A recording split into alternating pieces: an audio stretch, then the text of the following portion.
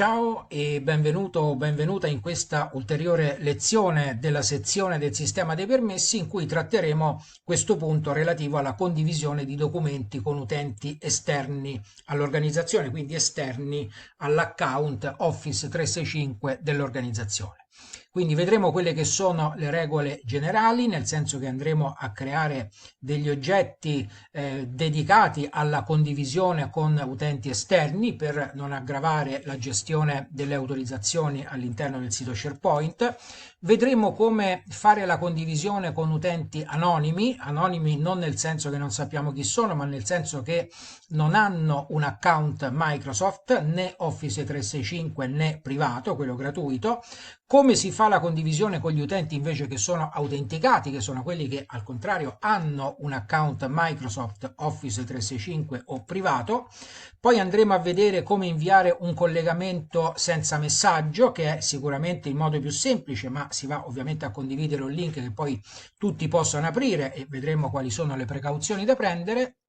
Poi, una volta condiviso il documento o i documenti o le cartelle con gli utenti esterni, vedremo come gestire gli accessi a questi contenuti, nel senso che potranno essere ridotti o aumentati, potranno essere aumentate le persone che possono avere accesso, possono essere tolti gli accessi a determinate persone. Poi vedremo anche come si può concedere un accesso ristretto al sito agli utenti guest che possono essere gestiti da Outlook e poi infine andremo a creare due di quegli oggetti a cui accennavo precedentemente per non complicare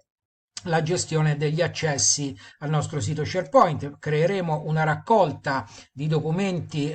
contabili, per esempio in questa cartella documenti contabilità metteremo alcuni documenti contabili che andremo a condividere con lo studio del commercialista e con lo studio del consulente del lavoro, ma condivideremo con loro soltanto questa cartella, non tutti i documenti che fanno parte del sito SharePoint. Così funzionale sempre a questa cosa sarà l'apertura di un sito secondario rispetto a quello padre a corsi di formazione, quello secondario sarà questo contabilità che utilizzeremo per esempio per far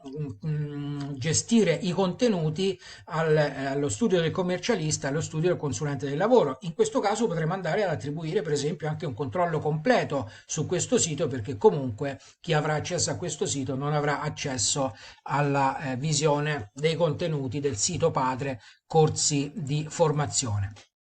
Quindi andiamo innanzitutto ad analizzare le regole generali. Qui lo facciamo soltanto sulla diapositiva e ovviamente per gli altri argomenti andremo come al solito a spostarci sul sito SharePoint per essere operativi.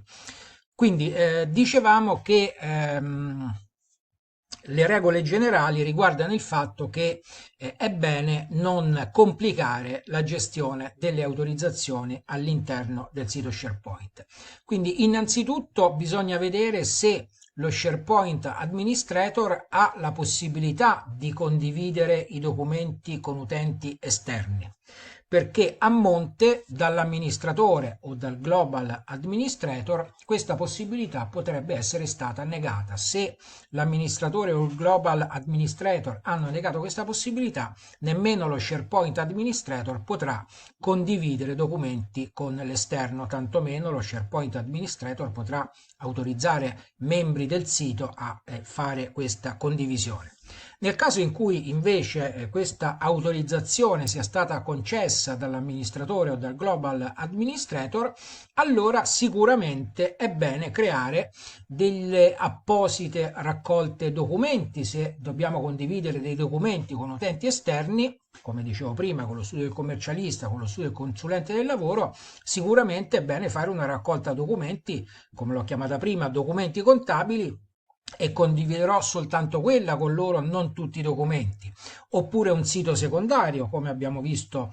poco fa. Posso, se non voglio creare